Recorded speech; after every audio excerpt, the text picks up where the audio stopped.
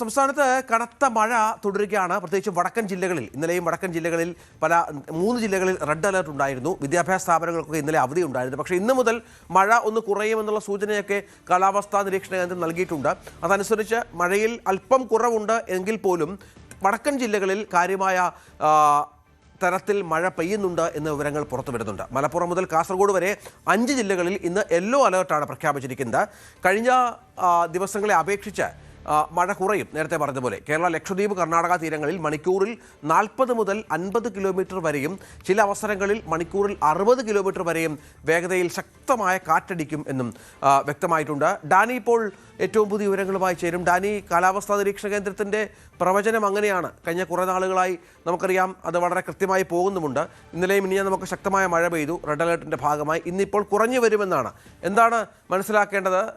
ഇപ്പോൾ ഡാനി നിൽക്കുന്ന കൊച്ചിയിൽ, എറണാകുളത്തും ഇന്ന് രാവിലെ മഴ കാര്യമായി ഇല്ല എന്ന് തോന്നുന്നു അല്ലേ?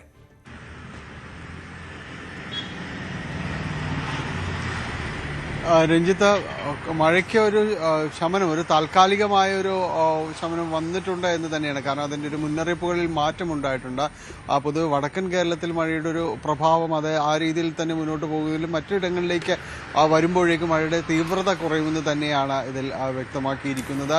അതനുസരിച്ച് കഴിഞ്ഞ ദിവസങ്ങളിൽ ഉണ്ടായിരുന്നതിനേക്കാളുള്ള ആ മഴ മുന്നറിയിപ്പുകളിലെല്ലാം തന്നെ മറ്റു ജില്ലകളിലേക്ക് വെച്ച് നോക്കുമ്പോൾ മാറ്റം വന്നിട്ടുണ്ട്. പ്രത്യേകിച്ച് എറണാകുളത്തേക്കൊക്കെ എല്ലാം തന്നെ വരുമ്പോഴേക്കും ഇന്നലെ എല്ലാം താരതമ്യേന നല്ല രീതിയിലുള്ള ഒരു മഴ പെയ്ത്തായിരുന്നു രാവിലെ മുതൽ തന്നെ ഉണ്ടായിരുന്നത്. പക്ഷേ ഇവിടെ ഈ സമയം എത്തുമ്പോഴേക്കും ഇന്നലെ ഉച്ചയോടുകൂടി ശക്തി കുറയുകയും രാത്രിയോടുകൂടി ഏതാണ്ട് ശമിക്കുകയും ചെയ്യുന്ന ഒരു അവസ്ഥയായിരുന്നു ഉണ്ടായത്. ഇന്നും അതേ ഒരു രീതിയിൽ തന്നെ പോകുന്നു. ഇന്നിപ്പോൾ വളരെ തെളിഞ്ഞ ഒരു അന്തരീക്ഷമാണ് എറണാകുളം ജില്ലയിലെ പൊതുവെയും അനുഭവപ്പെടുന്നത്. മറ്റേ മധ്യ കേരളത്തിലും അങ്ങോട്ട് പോകുമ്പോഴും എല്ലാം തന്നെ ഈ രീതിയിൽ ഒരു താൽക്കാലികമായ ഒരു ശക്തി കുറവ് വന്നിട്ടുണ്ട്.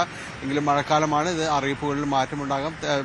ലക്ഷദ്വീപിൻ്റെ മേഖലയിൽ അനുഭവപ്പെടുന്ന പ്രതിഭാസവും കാര്യങ്ങളും എല്ലാം തന്നെ അതിൻ്റെ ഒരു തീവ്രത താൽക്കാലികമായിട്ട് അതിൻ്റെ ഒരു കുറച്ചിൽ വന്നിട്ടുണ്ട്. പക്ഷേ വീണ്ടും ശക്തി പ്രാപിക്കുമെന്ന് തന്നെയാണ്. ഏതായാലും ജില്ലയിലും എറണാകുളത്തേക്കൊക്കെ വരികയാണെന്നെങ്കിൽ മധ്യ കേരളത്തിലും വരികയാണെങ്കിൽ എടുത്തിട്ടുള്ള ഒരു മുൻകരുതൽ ആ രീതിയിൽ തന്നെ മുന്നോട്ട് പോവുകയാണ്. ഇവിടെ നീരൊഴുക്ക നദികൾ വളരെ ശക്തമായിട്ട് തന്നെ തുടരുകയാണ്. പ്രത്യേകിച്ച് കിഴക്കൻ മേഖലകളിൽ ഇടുക്കി പോലുള്ള ഇടങ്ങളിലെല്ലാം തന്നെ മഴ കഴിഞ്ഞ ദിവസങ്ങളിലെല്ലാം പെയ്ത അതിശക്തമായ മഴയും കാര്യങ്ങളും എല്ലാം തന്നെ ഉള്ളതുകൊണ്ട് അതിൻ്റെ ഒരു നീരൊഴുക്ക് താഴേക്ക് വരുമ്പോൾ പുഴകളിലെ നീരൊഴുക്കെല്ലാം തന്നെ വളരെ ശക്തമായിട്ട് തുടരുന്ന ഒരു സാഹചര്യം തന്നെയാണ് നിലവിൽ ഉള്ളത്.